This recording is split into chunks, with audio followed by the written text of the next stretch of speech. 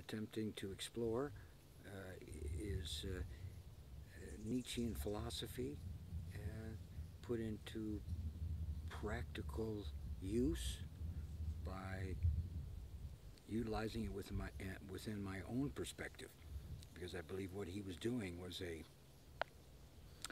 human way of looking at things. It wasn't a scholarly way, it wasn't a scientific way, it was something that was integral to himself, realizing that he was responsible for the meaning that he was putting into life. But of course, it took him some growth to realize that the meaning that he was inculcated with was not necessarily the meaning that he was to come to know by overcoming himself, by delving into the origins of these beliefs, these values. But in looking into it today, I was looking up the pronunciation of nihilism, and with a long I, and it's on the same page, which is basically belief in nothing, an untenable belief at best. But it was on the same page as Nietzschean, and in this particular dictionary. And here's what they had to say about Nietzschean, pertaining to the philosophy of Friedrich Nietzsche, who denounced all religion, declared that moral laws cherished the virtues of the weak, and described his ideal overman, one who ruthlessly sought his own power and pleasure. Now, it's probably the only thing that's right is the fact that they have his birth dates right on this one. But other than that, no wonder Nietzsche comes in with such a negative view to those that are of a high standard moral persuasion, because they look at Nietzsche as the Antichrist, as he who is denouncing the values of the West in favor of the ruthlessly sought will to power, which is a term that he did cultivate, he did use, but his will to power was a spiritual power, where he was overcoming himself and his ideas. His control came from within himself, not controlling others as the Nazis were persuaded to do from his philosophy. And of course, denouncing all religion.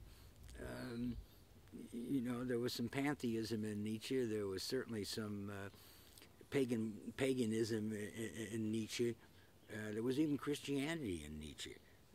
But what was it that he was denouncing? He was denouncing the attitudes of the church throughout the centuries that has bore fruit, to which one chooses decadent values as opposed to life-affirming values. And by decadent values, those that cheapen this world, those that lessen its meaning, and basically around the fact of suffering, once again. And so from Nietzsche's standpoint, Christianity, yes, it is a morality, which is an interpretation only of a phenomena, but it's a morality that is taught, is bought, and so, in being such, it denounces this life as worthy of living because of its pain and suffering. And so what does it offer? It offers a way out, a way from this place. And so these kinds of values that have usurped the noble values of the ancient world, the Greeks and the Romans, to which Nietzsche was naturally drawn, this is where his argument comes down to, that life is no argument. There is no argument for life. You don't need a justification. It is. And he says this is, one gets this from their own integrity, their own strength of spirit. But it's not just something that happens overnight. It's a continual burrowing in, molding in, tunneling in, underneath, undermining the the beliefs. Now, was Nietzsche an anarchist? No. Was he a fascist? No. All of those things are just ideas that people have gathered from misunderstanding Nietzsche or applying them, as I am myself, to my own psychology of what he would call toward the great health, which is this overcoming. Now, where the picture of the overman is someone who has overcome himself or is in the process of overcoming himself, making something out of himself, from himself, by himself, because one realizes that one has bought something that is causing one to be sick, to take one away from this life. And that's basically what the idea of nihilistic religion is and does. It's a pacifier. And so what is Nietzsche doing? He's re-examining.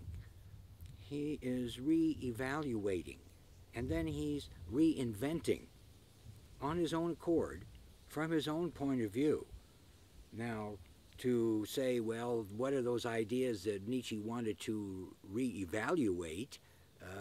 Selfishness, sex, God, and so forth. He wanted to bring ideas back into a nobility of spirit, and ideas like sin and shame and guilt, to rid them from human use, because they've served their purpose, in a sense that we were able to mask ourselves in a worldview in order to move our culture in a manifest destiny in such a way that we've created this glorious technological world in which we are at the heap of it, meaning Western man. But we've also realized that what has brought us here was also, in a sense, the longest lie, which brings us to the high noon of our understanding this longest lie, when the shadow no longer appears, cast over our ideas of what it is to be human, what it is to be alive. And so Nietzsche's into fostering a new meaning for the earth. And tragic philosophers would be anyone who is attuned to their own personal psychology, which is calling for a renaissance, an upheaval, because there are decadent values that are causing one to want to suffer this life in such a way as to leave this life. And so Nietzsche, experiencing that, and also experiencing through his studies and through his own instinct, life's instinct to overcome itself, did so, or at least his life is that attempt. And so that's why I'm sitting here talking about it, because it's a perspective that allows one to re-examine and re-evaluate and recreate oneself out of oneself.